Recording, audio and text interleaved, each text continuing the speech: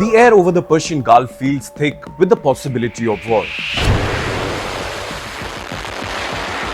Warships patrol narrow waterways, hectic parleys begin in Oman, and every move made by Washington and Tehran seems to carry the weight of a potential explosion.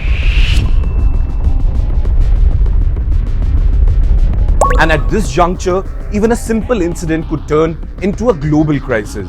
In this charged moment, the question is no longer whether tensions are rising, but how long the fragile balance can hold before it breaks.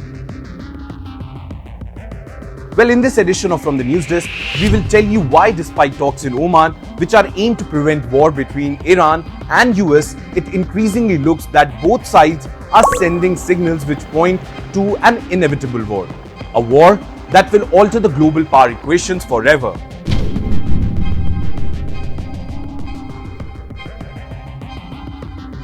Well, the latest jolt came from the waters of the Persian Gulf.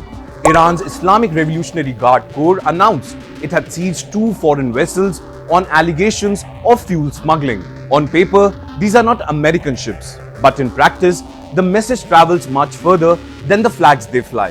The seizure may seem like a routine enforcement in Iranian waters, but against the backdrop of spiraling hostility, they take on a larger meaning. The Gulf and the nearby Strait of Hormuz are lifelines of the global economy, carrying a significant share of world's oil supplies. And every move by the IRGC is closely watched by Washington and its allies, who see every intercepted tanker or detained crew as a possible prelude to something worse.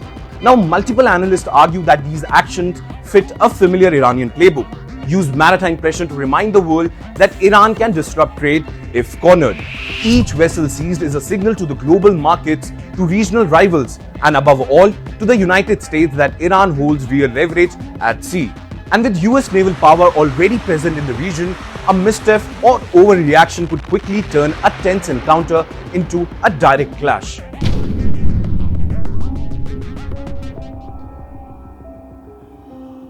Yet even as incidents pile up at sea, diplomacy continues on land. Oman, a small Gulf state with a long history of quiet mediation, is hosting talks between the United States and Iran. Behind closed doors, the focal point of these negotiations will be Iran's nuclear program, regional militia, and the crushing web of US sanctions. Observers have already described these talks between Witkoff and Abbas Araghchi as fragile. No one expects a grand breakthrough overnight, and amid all this, both sides seems to be locked in a delicate dance. Neither wants to appear weak, yet neither wants to be blamed if the last diplomatic bridge collapses. Complicating this effort is the stance of the US President Donald Trump. Well, Trump has repeatedly stressed that all military options remain on the table.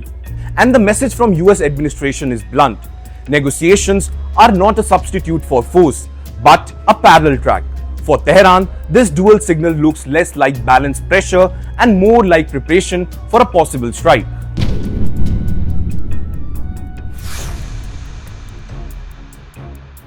Well, Tehran has responded to US pressure with its own threats. Time and again, Iranian leaders and IRGC-linked figures have intensified their warnings, making clear that they would not confine any conflict to their own borders.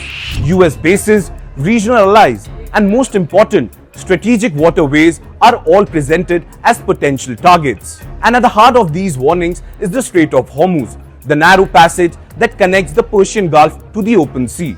Iranian officials have declared that if war comes, the Strait of Hormuz will be a place of massacre and hell.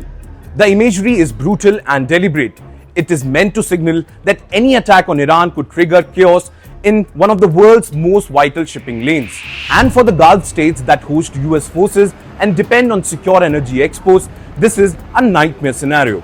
And not only regional players, but for global markets, even a hint of large-scale disruption in Hormuz is enough to send prices lurching and nerves fraying. And for military planners on both sides, it is a reminder that a single spark, even a small skirmish at sea, could ignite a fire no one can easily control.